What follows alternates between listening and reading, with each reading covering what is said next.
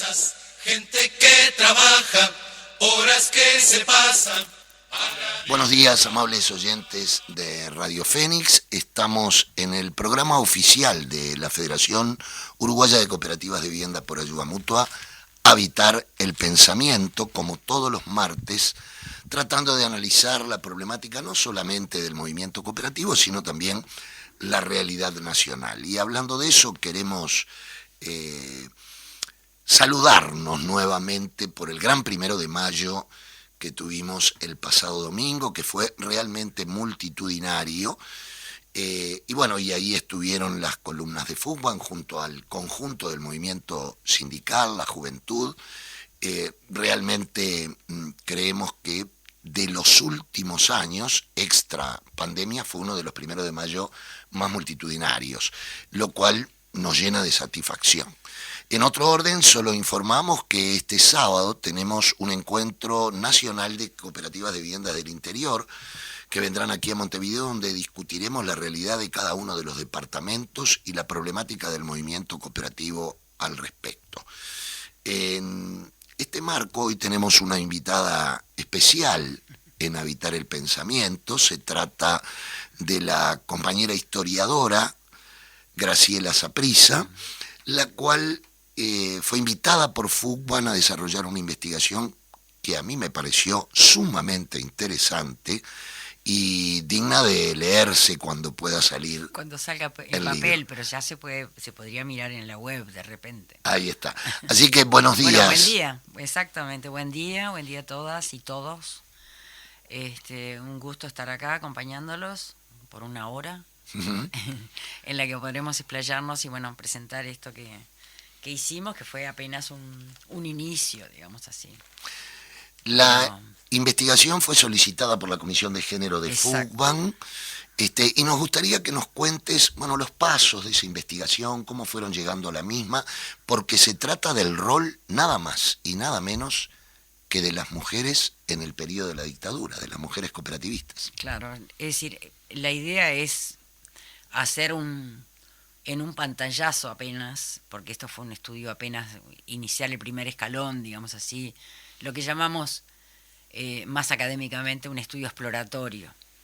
Pero sí, la idea es poner en primer plano la presencia, la agencia, la actuación de las mujeres cooperativistas, que, digamos, observando 50 años de cooperativismo, de vivienda, de mutua ayuda o de ayuda mutua, veíamos como que tenía una matriz, o vemos que tiene una matriz muy propia de los años 60, 70, ¿verdad?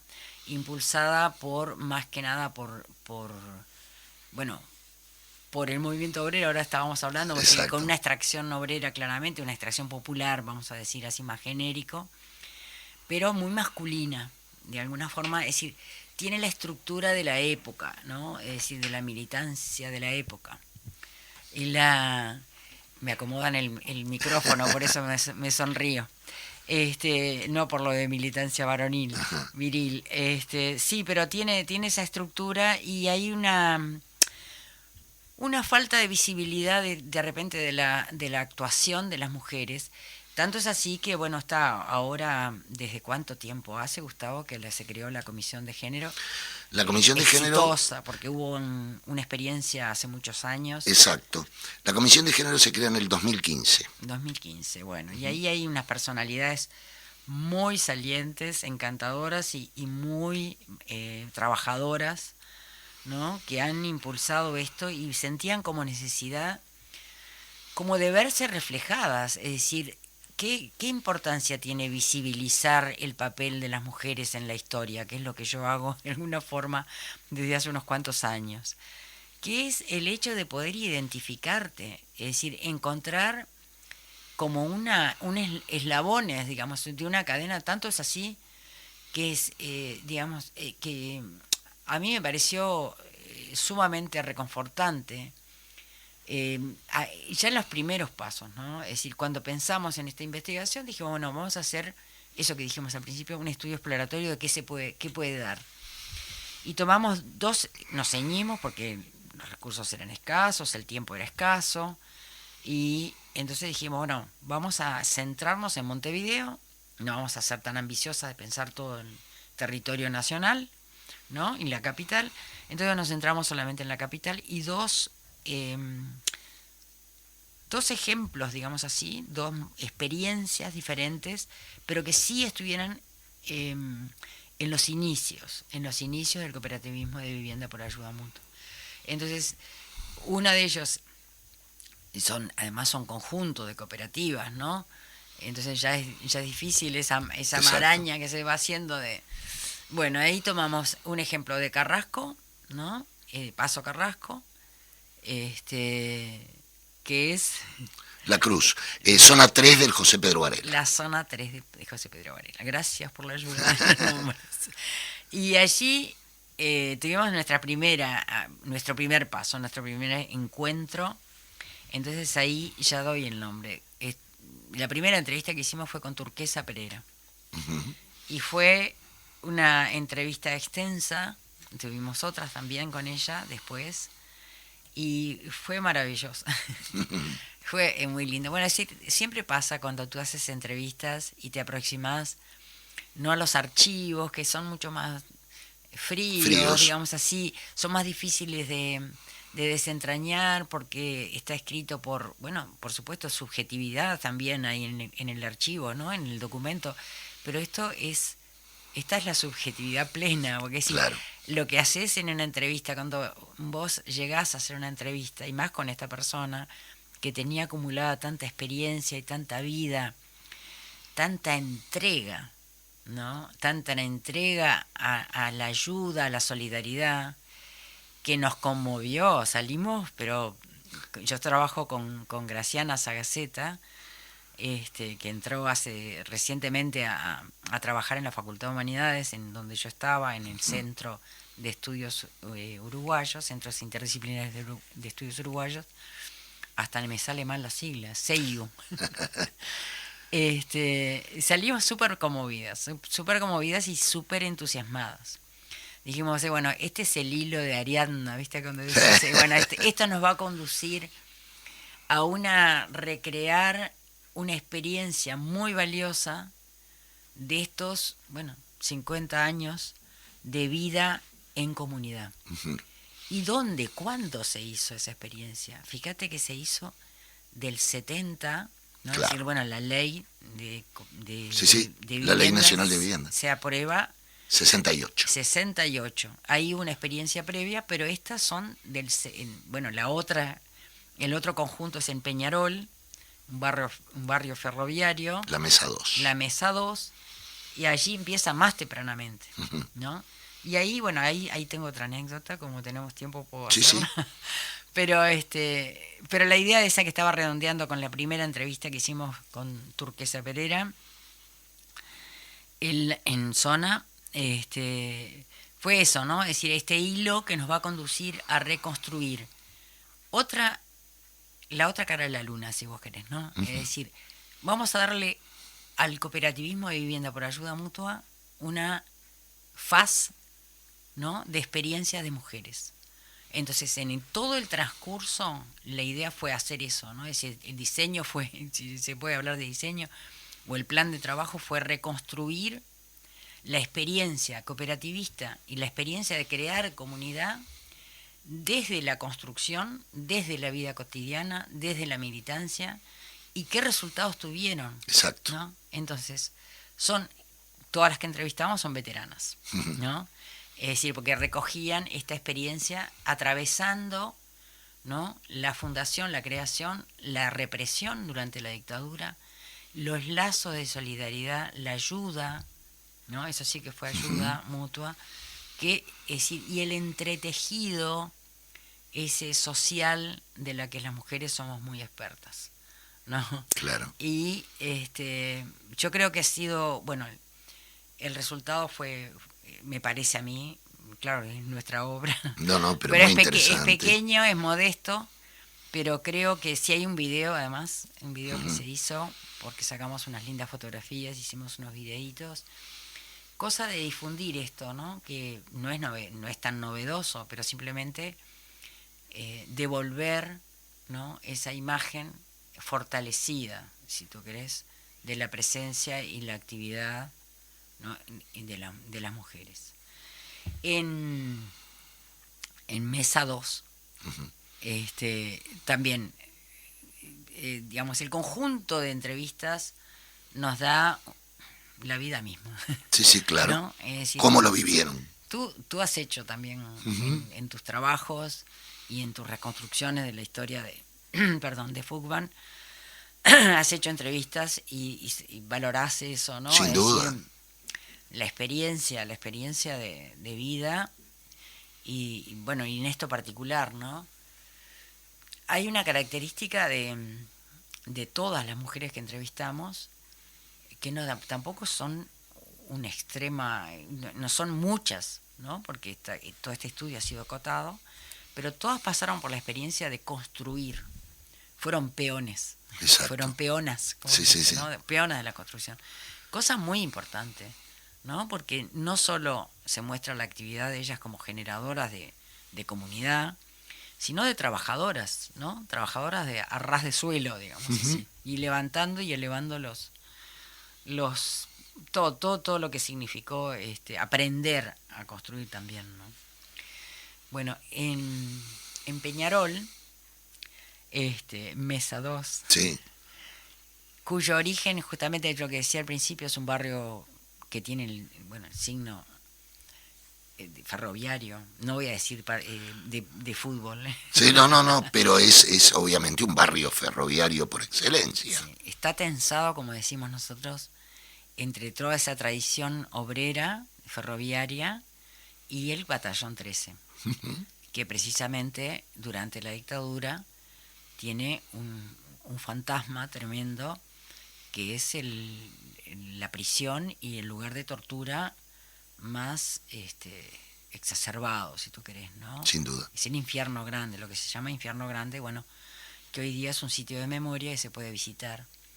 Pero digamos, yo lo visualizamos con Graciana como eso, ¿no? Es decir, esta construcción, empieza a aparecer esta construcción alentada no solo por los grupos de trabajadores, sino también por la presencia de la parroquia. Claro. ¿No? Cosa que da una particularidad también allí. Hay un grupo, digamos, como un colectivo que empieza a construir y a asociarse a todo el sistema de construir esas cooperativas, que tiene un origen del cura espadachino, que eran una Sí, que sabés personalidad. que hay un librito de un viejo cooperativista, Chiribao, ya fallecido, Está, claro. Que él empieza la memoria de las Covine de Mesa 2 diciendo: en Brasil está el Der Cámara y en Uruguay tenemos a Espadachino.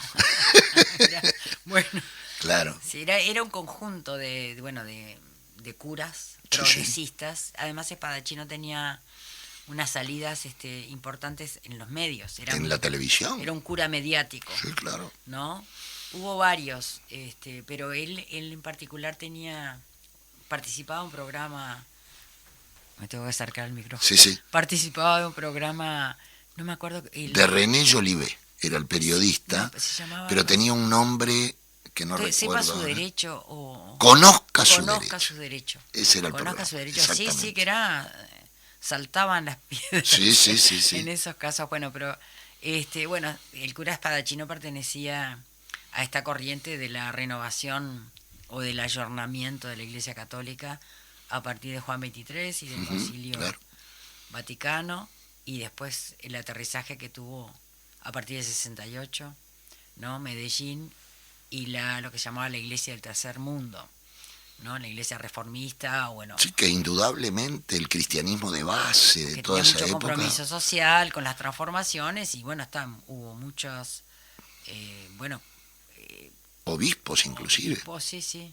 Partelli, Mendiarat, Bachino de San José, todos ellos estuvieron ligados al nacimiento del cooperativismo de vivienda. Entonces tiene varias afluentes, digamos así, el cooperativismo de esas experiencias. En el caso de Peñarol, de la Mesa 2, que son un conjunto bastante grande, aunque no tan grande como lo de Carrasco, ¿no? Es decir, allí son, yo lo tengo anotado, son 381 viviendas que se construyen entre el 72 y el 74. Pensemos, en el 74 se terminan de construir y empiezan a vivir ahí a un año del golpe de Estado, ¿no? Exactamente. A un año del golpe de Estado, estamos por cumplir 50 años el año que viene del golpe de Estado. Y y ellos justamente, lo que yo mencioné hace un rato, esta idea de estar polarizado entre la estación ferroviaria y el pasado ¿no? de luchas gremiales, etcétera, y el Batallón 13 y el Infierno Grande. Y ahí hay episodios impresionantes, bueno, es decir, hay una imagen que utilizan las mujeres en varias de las entrevistas que dicen, éramos como conejeras, Sí. porque nos dejaban juntarnos y después ponían una chanchita de un lado, otra chanchita del otro, un ropero, todas las formas que se decían a los móviles que hacían las racias, y nos atrapaban o venían y instalaban una ratonera. Una ratonera y está. Y ahí, bueno, estamos ahí nos centramos en la dictadura, pero estamos llenos de anécdotas con eso, ¿no? Es decir, de cómo se avisaban, ¿no? Cómo se ponían las señas para saber que se estaban corriendo peligro algunas compañeras y algunos compañeros. Sí, inclusive en uno de los relatos, en más de uno, en Mesa 2, cuando plantean las compañeras cómo el batallón desfilaba dentro del complejo en forma sumamente agresiva. Sí, había primero, la leyenda era que se iban a apropiar de las casas. Se iban a apropiar de las casas. Y bueno, justamente hay varias de las compañeras que dieron sus testimonios, trabajaban, una de ellas, una nurse, Marta Nicola, que justamente salía muy temprano, porque fíjense, estaban en Peñarol, había mucho menos transporte que actualmente. Sin duda. Y trabajaba creo que en el sanatorio Larguero, no recuerdo bien, sí, Larguero. Entonces salía muy temprano, a las 4 de la mañana, 5 de la mañana, a tomar el ómnibus, y muchas veces quedó paralizada porque veía todos los ejercicios que los hacían entre los pasillos, entre las calles de la propia cooperativa, apuntando con los rifles o con con las armas a las ventanas del primer piso, es decir, orden, es decir, y ella quedaba paralizada, claro. ¿No? Y bueno, y después por otro lado los ejercicios, ¿no? Corriendo y haciendo esos cantitos, ¿no? Sí, vamos a matar a los comunistas. Sí, vamos a matar a los comunistas, son todos comunistas, etcétera, ¿no? Y entonces ahí, bueno, eso es escalofriante, ¿no? Y le recuerdo que todas tienen, que nos hizo buscar por todos los periódicos, ¿no? Testimonio de eso, a ver si existía una fotografía, pero cosa que no fue, que todas recuerdan que una Navidad, en el arbolito de Navidad terrible del batallón, habían puesto una bota negra, ¿no? El símbolo, y casi todas lo sitúan entre 75 y 77, ¿no? Claro, evidentemente no hubo prensa que fotografiara, imaginemos, claro. Sí, las obviamente. prensas de esa época adictas al régimen cívico-militar poniendo esa fotografía de denuncia de imposible. Pero sí ha quedado en la imagen de estas entrevistadas, de estas testimoniantes. La anécdota que iba a ser de la mesa, de Peñarol, es que bueno, ahí fueron riquísimas las entrevistas, aunque fueron menos que las de Carrasco, porque en Carrasco pudimos hacer una entrevista colectiva, además de las individuales, en la biblioteca. Claro. Entonces ahí tuvimos un conjunto, pero de todas maneras el trabajo que se hizo con los testimonios es parejo. Y allí surgió una cosa original que quiero rescatar, porque para mí muy valiosa, pero como parte de mi propia experiencia de investigadora. La primera vez que fuimos, porque siempre hicimos juntas con Graciana, a entrevistar a Marta Nicola, esta nurse, que después nos guió a las distintas compañeras. Y cuando no estoy mirando a ver si tengo tiempo. No, tranquila. Fue rarísimo porque fue llegar ahí y yo dije, yo ya estuve acá. ¿No? Claro. Lo famoso déjà vu, como dicen. Claro. Sí, fue la impresión, yo ya estuve acá, ya caminé por estas callecitas, ya estuve en este portal. Bueno, nos fuimos. A la siguiente día que fuimos, yo volví, entrevistamos a Nilda Guevara, y y ahí nos hace cuentos riquísimos, lindísimos. Entre ellos justamente que cuando empiezan la construcción, bueno, tú puedes dar los detalles de cómo se hacían ¿no? De acuerdo a la ley y de acuerdo a precisaban un asesoramiento, planos de arquitectos, claro, etcétera, etcétera. Y muchas veces el banco hipotecario, ¿no? Demoraba o tenías que presentar los avances de la obra, ¿no? Y eso te daba, si vos te aprobaban ese avance de la obra, ese legajo, te depositaban el dinero para seguir la obra. ¿Qué pasaba? Que a veces en la presentación faltaba una coma, ¿no? Claro. Faltaba algo y se quedaban con la construcción parada. Entonces iban al almacén del Toto. Sí, famoso Toto. El Toto tenía un almacén enfrente que era como el Banco República de ellos. Les prestaba el dinero. Sí, y además lo gracioso fue el recuerdo de cómo les prestaba el dinero, porque decían, bueno, ¿cuánto precisan? Entonces, bueno, precisamos esto, todo, no sé qué. Dice, no se preocupen. Iba hasta el sótano, traía una lata de galletitas de esas antiguas y ahí tenían la plata, no era un banco, es decir, claro. tenían la plata ahí y les prestaba generosamente.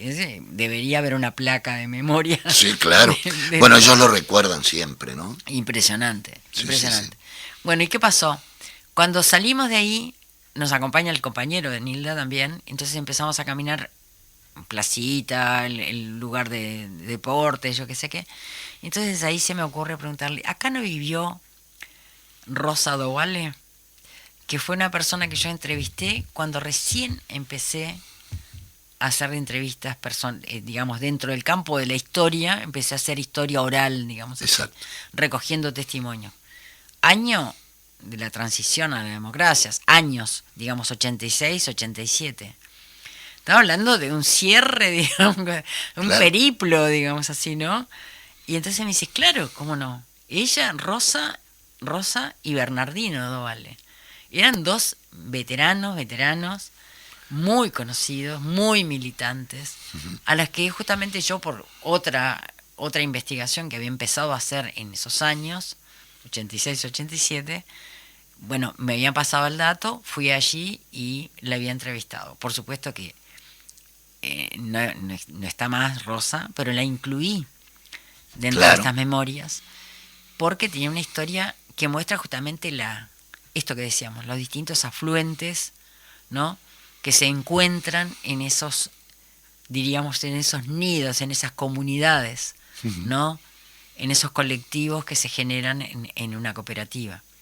Rosa era una polaca, una nacida en Polonia, en Varsovia, en el año 1905.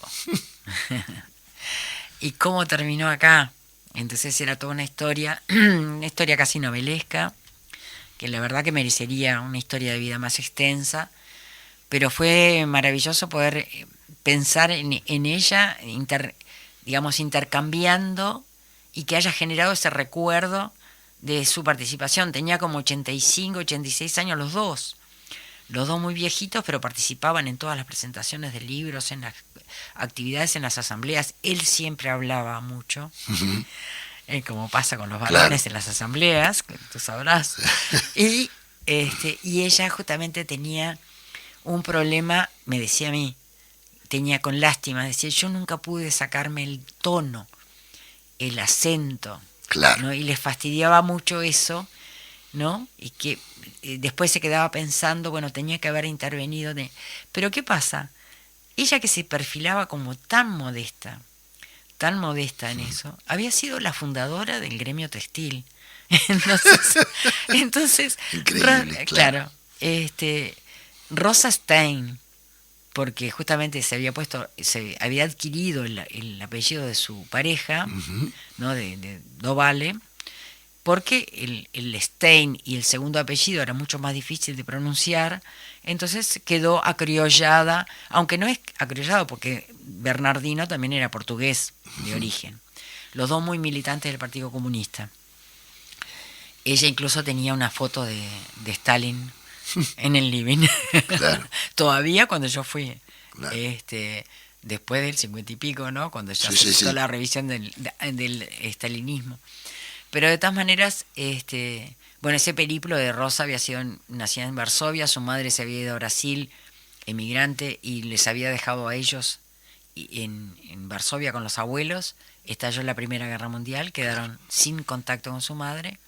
Finalizada la guerra, la madre les manda dinero, viajan con el padre a Berlín, el padre les gasta todo el dinero. Oh, qué terrible. Y ella empieza a trabajar en una fábrica de chocolates y ahí le ofrecen, ella quería ser actriz y era muy bonita, y se anota en los estudios cinematográficos de esa época, cine mudo, y filma una película que se llama, bueno, hace varias películas como extra, y una de ellas se llama La florista de Montmartre, Ajá.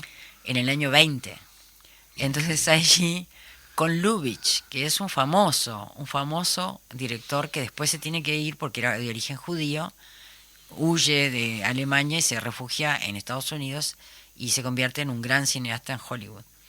Entonces ella fue actriz de ese gran cineasta. Sí, sí, sí. Y entonces estaba viviendo en Peñarol, pero participaba en las asambleas y digamos, y había tenido toda esa trayectoria como militante y muy modesta, digamos, en toda su vida, pasando necesidad y demás, hasta que llegó a vivir en la cooperativa. Pero digamos que tiene no solo el origen de las cooperativas, sino también el origen de un gremio, Claro. ¿no? De un sindicato tan importante como el Congreso Obrero Textil. Ella está en las primeras, bueno, fue muy recordado. ¿Quién me la...? Estamos hablando previamente con Gustavo. Sí. Héctor Rodríguez, el gran dirigente sindical textil, me había dicho, de las primeras mujeres que recuerdo, está Rosa Dovale. Mira. Entonces fue ahí ese hilo nuevamente que me llevó a Rosa y que nos llevó a las cooperativas. En este caso, de mesa. 2. Sí, sí. Yo le dije a Gustavo que yo soy muy pésima con los nombres, sobre todo con las, digamos así, las siglas y los nombres, sí, los apellidos. También te digo que con el movimiento cooperativo no es a la primera que le pasa. No me pidas que por favor repita todas las y las siglas. Todo eso es absolutamente imposible, reconozco mi falta, pero realmente no es por falta de amor. No, claro. con las personas con las que estuve trabajando y que nos dieron todo su testimonio riquísimo. Qué vidas, ¿no? Y vuelvo a Turquesa. Turquesa quedó en plena inicio de la dictadura, separada de su esposo y con 2 hijos, pero se tuvo que hacer cargo de su mamá y sus hermanos porque se acababan de divorciar los padres. Así que las 2 situaciones. A los pocos meses de ella separarse de su esposo, él cae preso. Cae el compañero de ella, sí. Y ella durante los 6 años que estuvo preso fue sistemáticamente llevándole el famoso paquete, ¿no? Y llevándole los 2 hijos chicos, ¿no? A visitar a su esposo en el penal de Libertad. Es decir, ya es un capítulo, yo le brindaría un capítulo de un trabajo así, de un libro, es el relato de cómo hacían para reunir todo eso que, bueno, es decir, está en algún caso está trabajado el sentido del paquete, ¿no? Es decir, cómo se llevaba. Tenías que llevar 900 gramos de dulce membrillo, no podías llevar 1 kilo. ni 1,100 kg, ni 800 gramos, ¿no? Es Exacto decir, los 900. exacto. Además te revisaban todas las cosas, no sea cosa que pusieras adentro, Algo, sí. no sé, algo subversivo. Y bueno, preparar el paquete ya es todo un trabajo de militancia extrema. Juntar el dinero para tener eso. ¿Y cómo hacías para mantener a toda una familia cuando el proveedor, digamos así, bueno, primero se habían divorciado, pero podía seguir manteniendo, Claro. pero estaba preso, estaba prisionero? Bueno, es decir, ella consigue trabajo en la cooperativa. Entra como contratada. Entra como peona, Sí, sí. como peona albañil. Y hay muchos casos de eso. Sí, claro. Muchos casos de eso. Es decir, y compartía la visita, que es otro capítulo interesante, es decir, la salida de la cooperativa, tomarse un ómnibus, ir hasta la cita, que salía, Que era la compañía que la sacaba. compañía que iba hasta hasta el pueblo de Libertad, hasta la ciudad de Libertad, perdón. Sí, sí. Y de allí caminar muchas veces, lloviendo, con los chiquilines, ¿no? Con Camino los de paquetes, Balastro. camino de Balastro hasta el penal, ¿no? Bueno, esa situación, digamos, el relato de ellas es absolutamente conmovedor. Vamos a una pausa y enseguida volvemos en Habitar el Pensamiento. Continuamos en Habitar el Pensamiento, hoy en una charla muy interesante con la historiadora y compañera Gabriela Saprissa, debido, y lo cuento para los oyentes que recién se incorporan, debido a una investigación solicitada por la Comisión de Género de FUCBAN, a los efectos de llegar a visibilizar, Muy bien. ¿no?, el rol de las compañeras, de las mujeres, en un periodo tan oscuro de nuestro país como fue la dictadura. Y el estudio se basa en dos grandes complejos, tanto Mesa 2 como Zona 3, de principios de los años 70, donde, Graciela, te recuerdo que en Zona 6, donde yo vivo, el José Pedro Varela, muchos vecinos de la zona decían, ahí están los que hacen trabajar a las mujeres. Bueno, ahí me hizo gracia porque justamente Norma, que es otra de las testimoniantes de nuestro estudio, y le quiero decir el apellido exacto, Norma Barceló, que es también otra, todas son extraordinarias, pero Norma es tipógrafa, o fue tipógrafa. Sí, sí. Hija de un tipógrafo también, es decir, como que los oficios se transmiten a veces de padre a hijo y a hija, aunque está toda su trayectoria. Pero justamente Norma, lo primero que nos dijo fue, yo quería mudarme a una casa linda.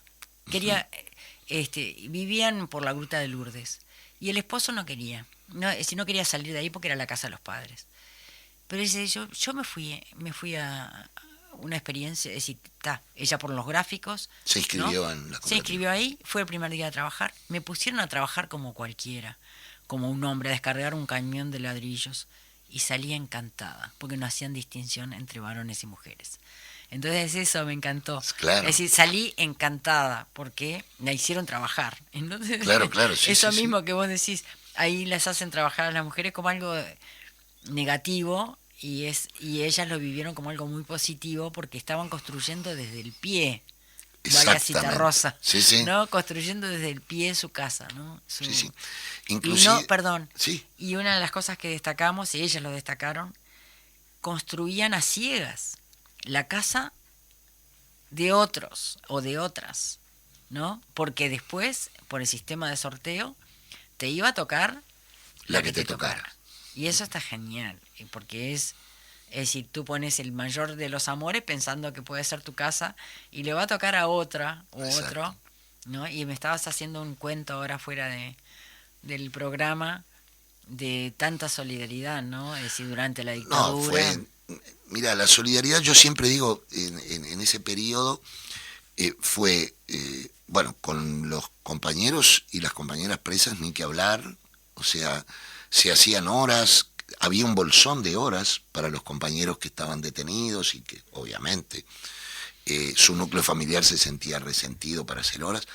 Bueno, las compañeras lo cuentan, no recuerdo cuál de ellas en esta investigación, que dice que también le ayudaban con el paquete, ¿no? O sea, que había que llevar. Sí, sí. Bueno, los relatos son muy fuertes, ¿no? Es decir, la solidaridad se expresaba en muchísimos gestos, ¿no? Entre otras cosas, por ejemplo, la visita, estábamos hablando antes de la salida de madrugada con los niños, el paquete para visitar a su marido preso o su ex compañero preso, como es el caso de Turquesa, en Libertad, que era un trayecto largo, muchos kilómetros, pero los ómnibus, los choferes de los ómnibus las esperaban. Sí, sí, sí. Las esperaban ahí a la salida de la cooperativa, por Camino Carrasco. Y bueno, y así todo. Y Nair, por ejemplo, Nair Manidana, que también acompañaba a Turquesa, las dos salían con sus hijos chiquititos de meses, algunos, ¿no? Que bueno, uno se imagina todo ese tránsito, ¿no? Y cuenta cómo fue la salida de su compañero de la cárcel, ¿no? Que vos estabas contando, bueno, muchos de ellos experimentaron esa solidaridad, pero ella cuenta que ese día fue un día de fiesta, fue un día de fiesta en la cooperativa como no recuerda otro. Sí, sí, sí. ¿No? Es decir, que fue ella decía, fue el primer preso político que salió, o por lo menos en su recuerdo es el primero. Pero también es decir, se pueden recoger miles de cuentos que testimonien esta solidaridad de compañeras, por ejemplo, que quedaron solas a cargo de su familia y que los compañeros construyeron la casa, ¿no? Dijeron, bueno, no podés hacer horas, las hacemos por ti. Sí. Tú estabas diciendo que hacían 2 horas extras. Sí, había varias cooperativas de esa época que habían 2 horas más de las 21 semanales para hacer un bolsón de horas por esa... Para cubrir esas situaciones, exacto, ¿no? De ausencia del... Igual que, por ejemplo, muchos compañeros que eran contratados en la construcción, exacto, eran compañeros que ya... Exacto. Te acordás las categorías, entonces estabas tachado, no conseguías trabajo en ninguna empresa privada porque no te daban trabajo, y bueno, las obras fueron un bastión de compañeros que no tenían posibilidad de tener trabajo. En los dos casos, en Peñarol, en Mesa, los compañeros de nuestras, ¿no? De Marta, de Nilda, quedaron sin trabajo después de la huelga, claro, ¿no? Que marcó el inicio de la dictadura, ¿no?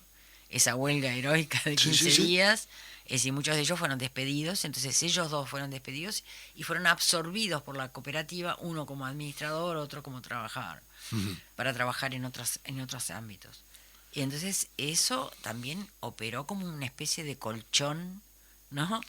Bueno, de sostén, de alguna forma, una red de contención. Hay una frase de Bey Villegas, imagínate quién estoy hablando. Sí, yo sé, sí, eso contás tú en tu red. Sí, libro. Que dice, hicimos todo bien, pero nos olvidamos de las cooperativas, claro, ¿no? Y hay una máxima, que dice, las cooperativas de alguna forma fueron islas de libertad. Y yo que lo viví, puedo decir que nosotros teníamos una seguridad en la cooperativa porque cada socio que entraba tenía que venir representado por un socio que ya conocíamos. Entonces ya sabíamos que, bueno, trabaja en tal lado, es un trabajador, la trabajadora, ¿no? Y eso nos dio una suerte de seguridad importante. Pero algo, Graciela, que en la investigación aparece y es muy importante, es el rol cumplido también por las compañeras en esos años, que además fueron de eclosión del desarrollo social, en guarderías, en policlínicas. Sí, eso es fundamental, ¿no? La generación, bueno, por eso hablamos de la generación de una comunidad, ¿no?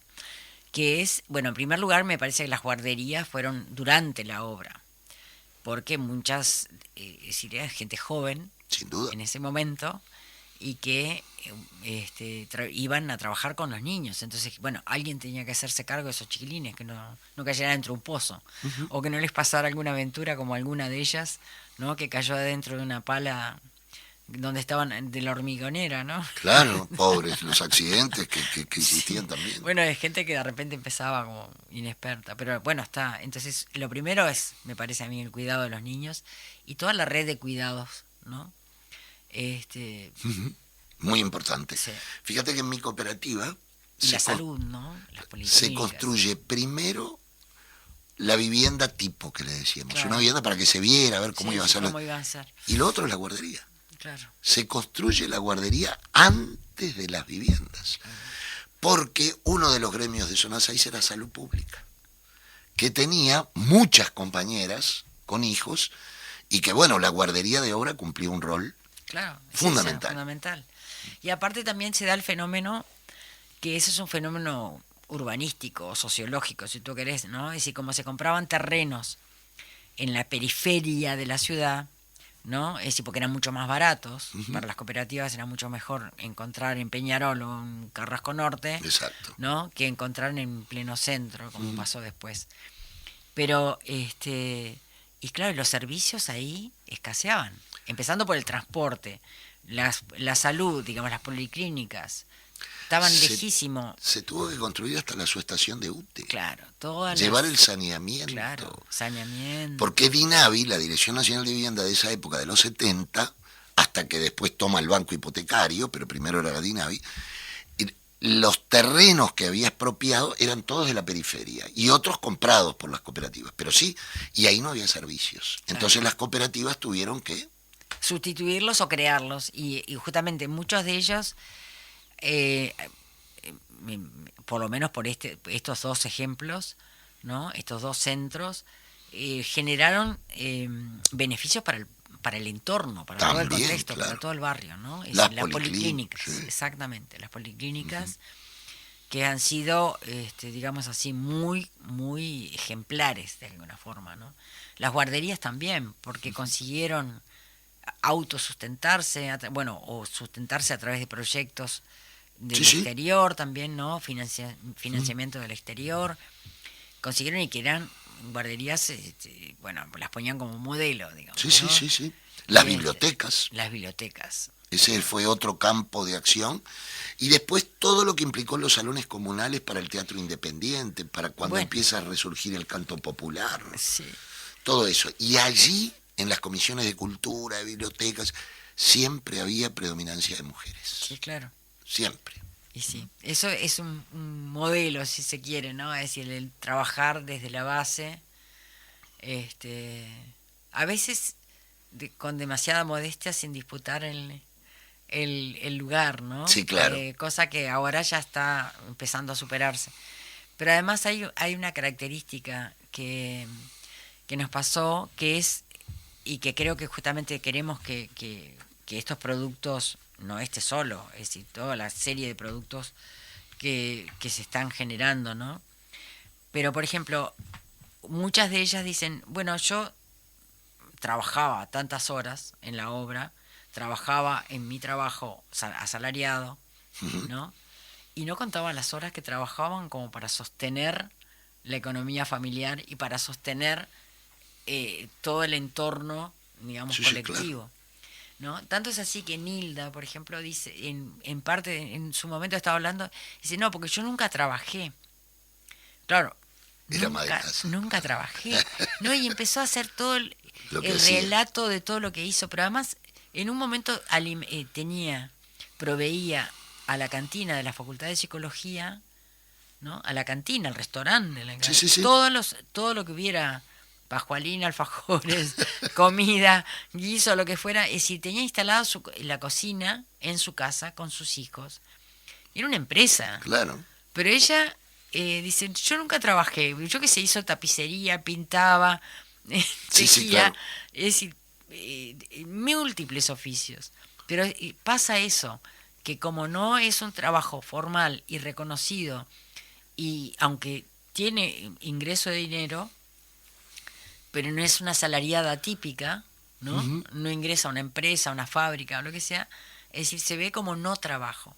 Sí, entonces, qué importante es esto, ¿no? Poner en evidencia que eso es trabajo y eso sustenta, ¿no? La vida cotidiana y la reproducción de esa vida. Es decir, que es fundamental para todo el sistema. Esto de que si paran las mujeres para el mundo, es así. Es exacto. Bueno, pero eso recién cuando se empieza a tomar conciencia. Claro. En el 2017, ¿no? Cuando las mujeres nos organizamos el 8 de marzo, decimos, bueno, está, si para las mujeres, para el mundo. Pero es que es así, como para poner en evidencia esto. Y esto se ve en la conversación, ¿no? En la conversación que voy a decir, bueno, todavía no lo tenemos tan presente como contribuimos al Producto Bruto Interno con este trabajo silencioso, ¿no? Y oculto.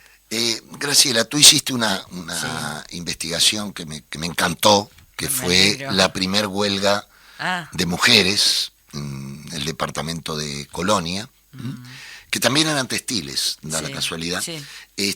Pero esta investigación que estás realizando ahora con Fugman, ¿hacia dónde apunta? ¿Hacia dónde te gustaría que apuntara en el futuro con nuevos productos?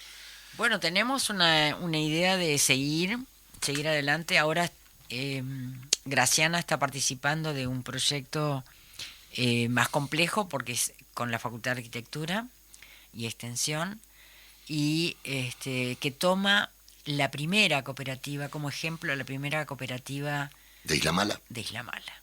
Ahí le tenemos unas ganas enormes, Sí.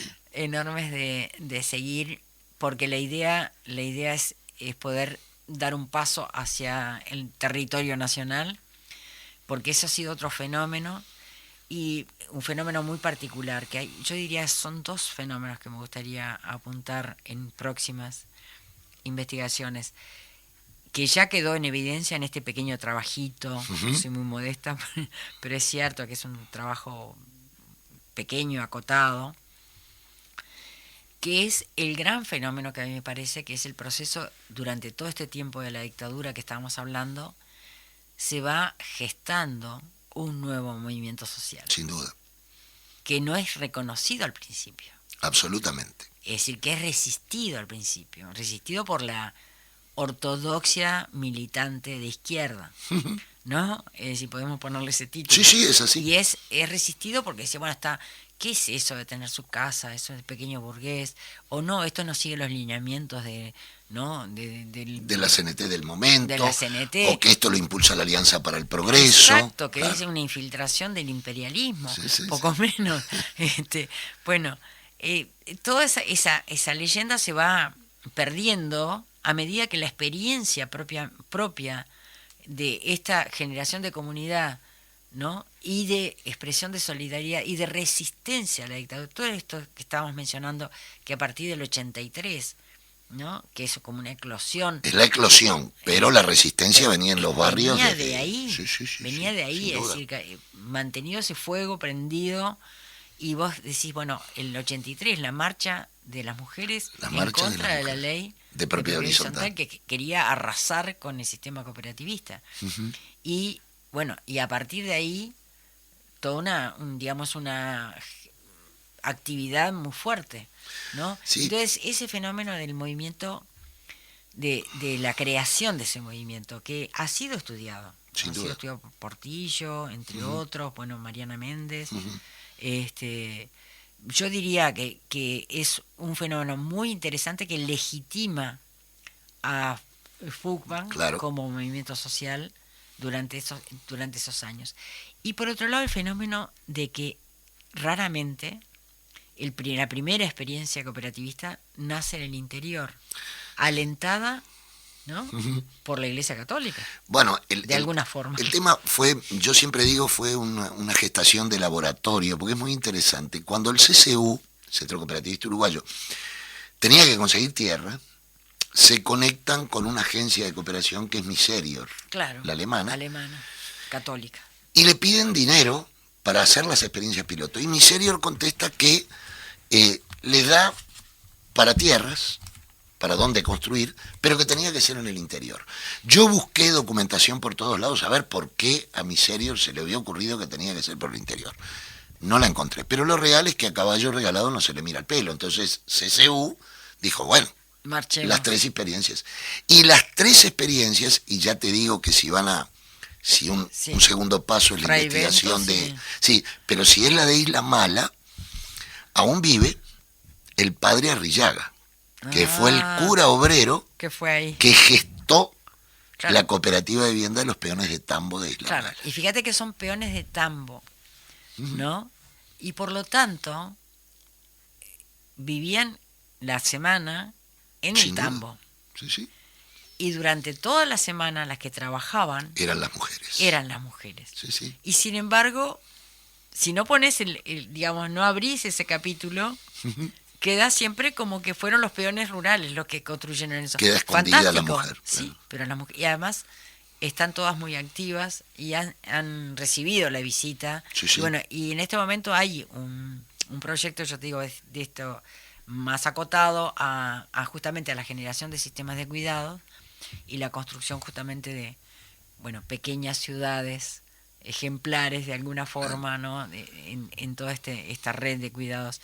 Pero ya te digo que a mí me parece que eso sería muy interesante poder comparar, yo diría, en este modelo de intimidad, de alguna forma, de rescatar la intimidad de la vida comunitaria, que parecería como Sí, sí. poco político, tradicional, digamos así, Sí, y sí. sin embargo, cuán político es. Totalmente. ¿No?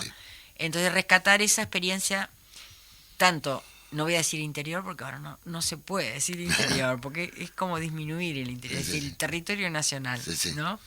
Entonces, en esto, en Isla Mala, en Fray Ventos, en Paysandú, en Salto, ¿no? Y compararlo con otras experiencias que también, por ejemplo, hay una típicamente o característicamente de mujeres, que es la experiencia de la cooperativa Los Lobitos, Sí. que es de mujeres que trabajan, es decir, cuyos compañeros trabajaban en la pesca del lobo, Sí, sí. de los lobos marinos, del SOIP, Del SOIP. del viejo SOIP. Que hace muy poquito falleció una de sus fundadoras, una gran compañera de fútbol, Qué pena. Raquel Goñi. Hace muy poquito falleció. Y que era muy cómico porque cuando venían 3 compañeras a la sede de fútbol, yo era muy joven en aquel tiempo, y llegaban ellas y nosotros decíamos, llegaron las lobitas, porque las lobitas eran las que se pusieron la obra Claro, al hombro en un momento muy difícil.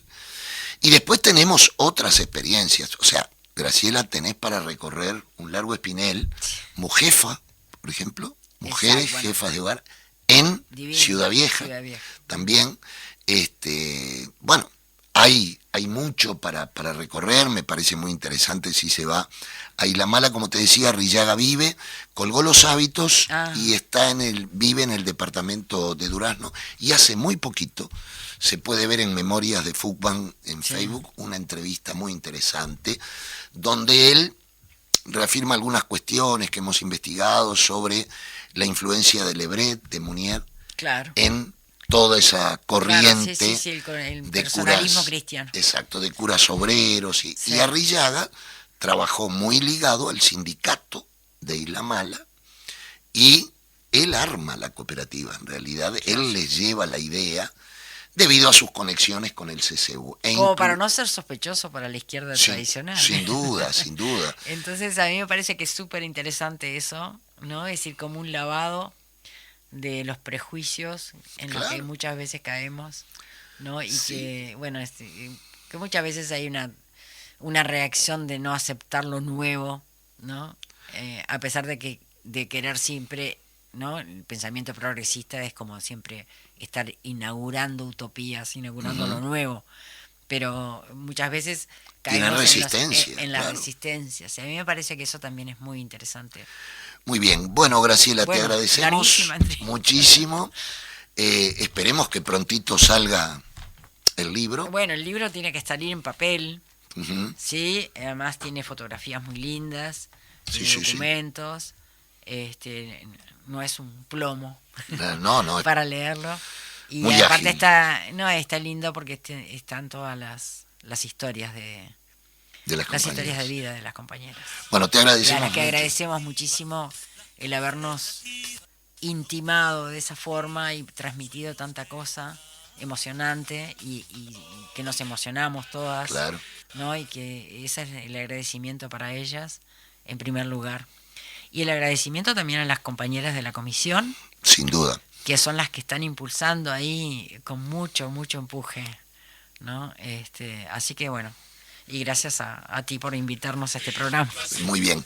El próximo martes, nuevamente, Habitar el Pensamiento, de 10 a 11, programa oficial de fútbol.